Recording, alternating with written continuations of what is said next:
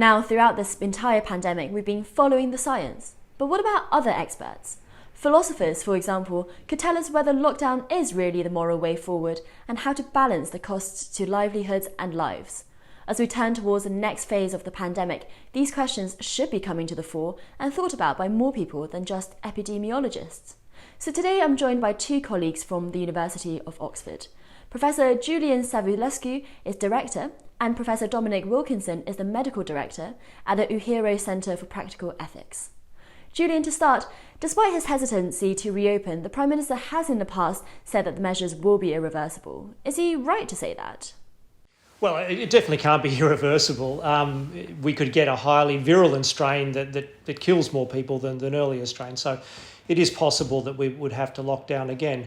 But I think what the biggest problem in this pandemic so far is that the metrics have been all wrong.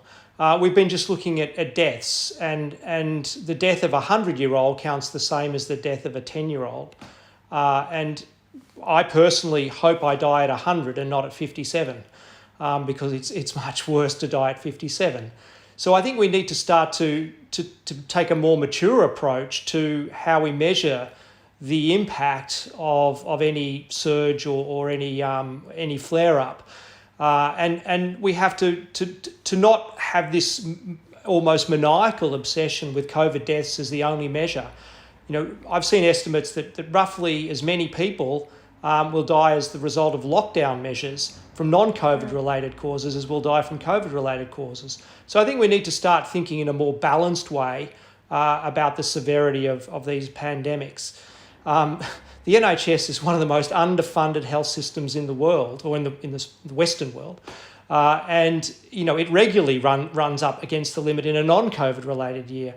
So I think we need more money injected into healthcare rather than restricting people to their homes, living in terror of going outside and wearing masks continuously.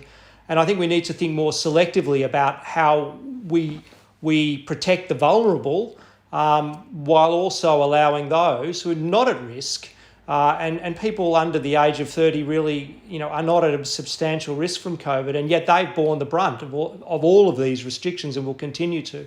So I think another measure that we should be taking is more selective restriction of movement and freedoms to those who it will benefit, rather than punishing the younger generations who've already paid too high a price for this.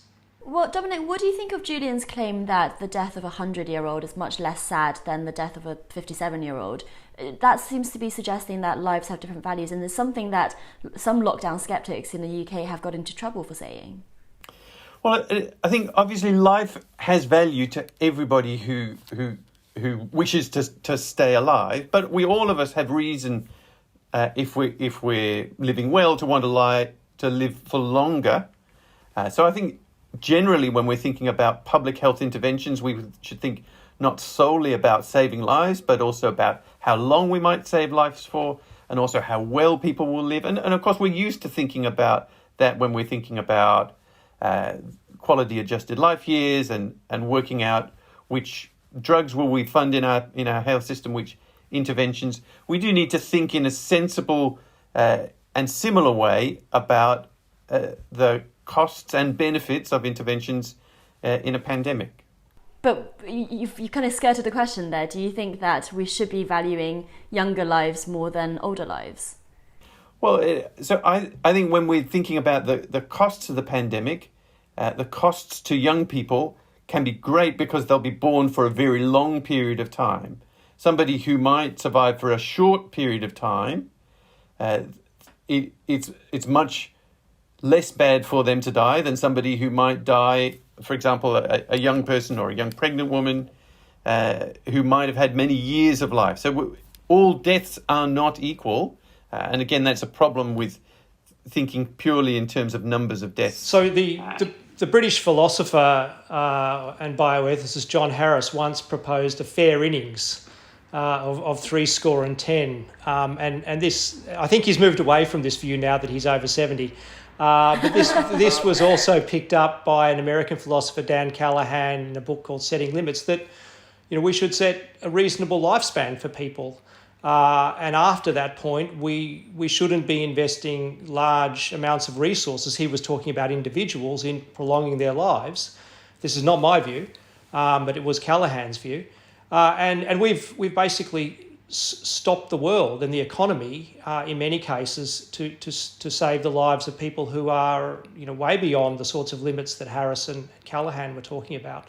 So yeah, I mean, I think if you look at the average numbers of years life lost from COVID, it's 10 years or more. So it's not simply the case, as is sometimes claimed, that those who've died from COVID have all been those who would otherwise have died within the next winter from flu, for example. So I think it's important to recognise that COVID has come at the cost of both lives and life years and quality of life.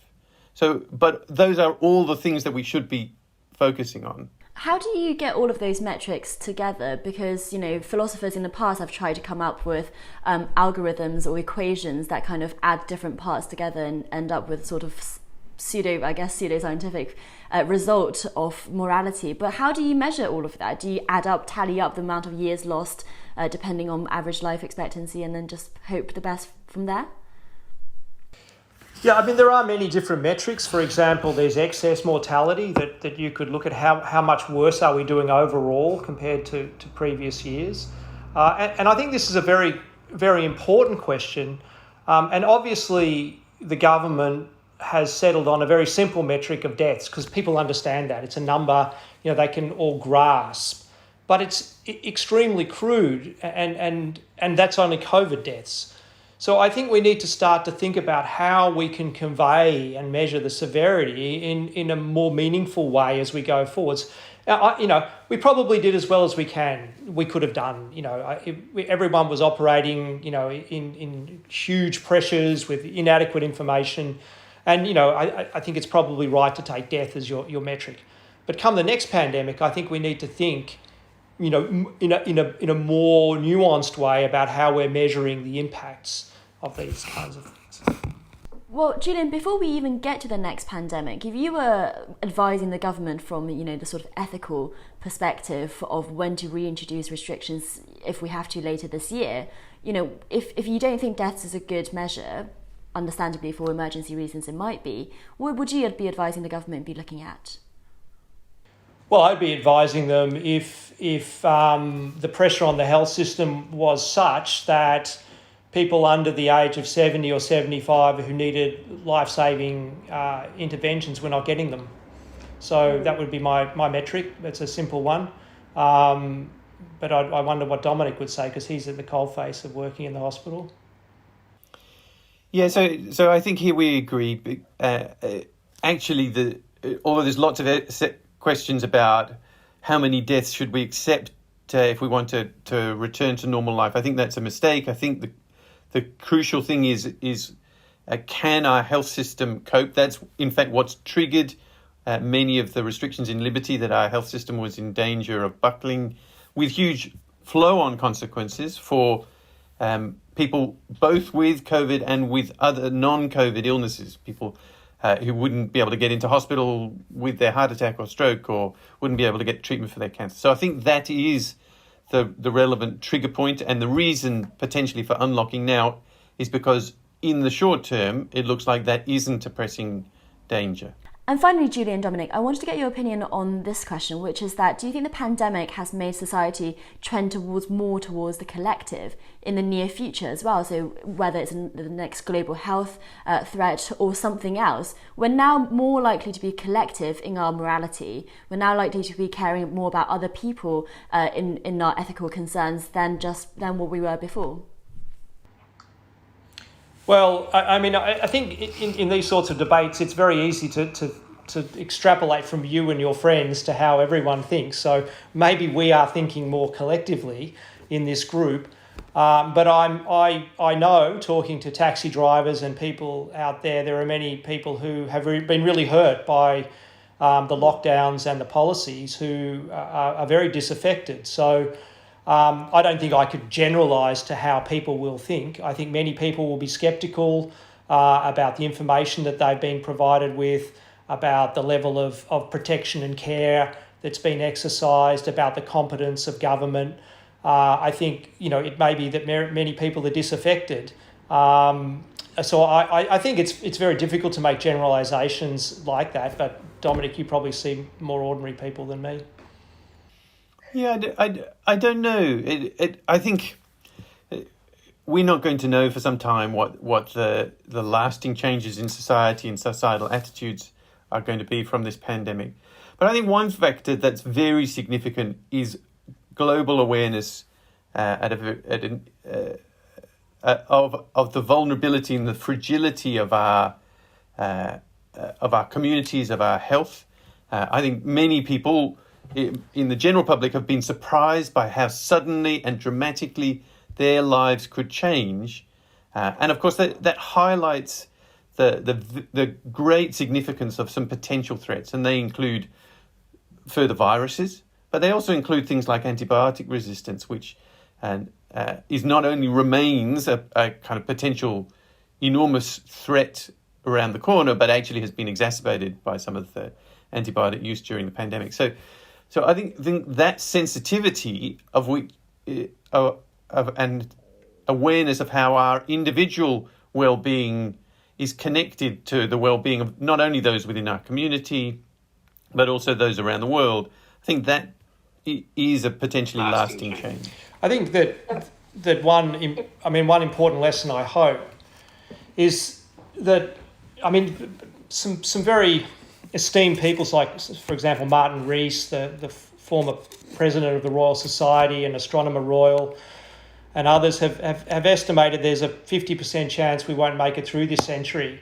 And one of the causes of that will be biological... As a human race. As a species. And one of the causes of that will be biological weapons, or could be biological weapons. And SARS-CoV-2 is actually, in the big scheme of things, a very mild infection. It's nothing like smallpox. The mortality is somewhere between 0.03% to 0.3%.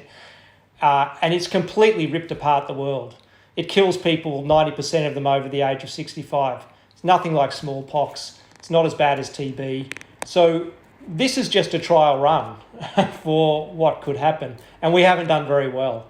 And the big picture for me is, as Dominic says, the fragility. But you better believe that this is not as bad as it can get. Within 10 years, tens of thousands of people will be able to make something like SARS-CoV-2 or even smallpox in a backyard laboratory and release it, as a malevolent act. So, we are really, on the brink, even though we don't. And this has been really a wake-up call to just how fragile our existence is. So we really need to start thinking about how to prepare for something much worse than this. Well, on that cheerful note, Dominic and Julian, thanks very much. Remember, we have a special subscription offer for viewers. If you subscribe to the magazine, you can get 12 weeks of The Spectator in print and online for just £12. Plus, we'll give you a £20 Amazon voucher completely free. And if you enjoy this episode of Spectator TV, why not subscribe to our YouTube channel for free so you never miss an episode? Just click the subscribe button at the bottom of this video and the bell icon to make sure. Thanks for watching, and do join us again next week when football will have come home.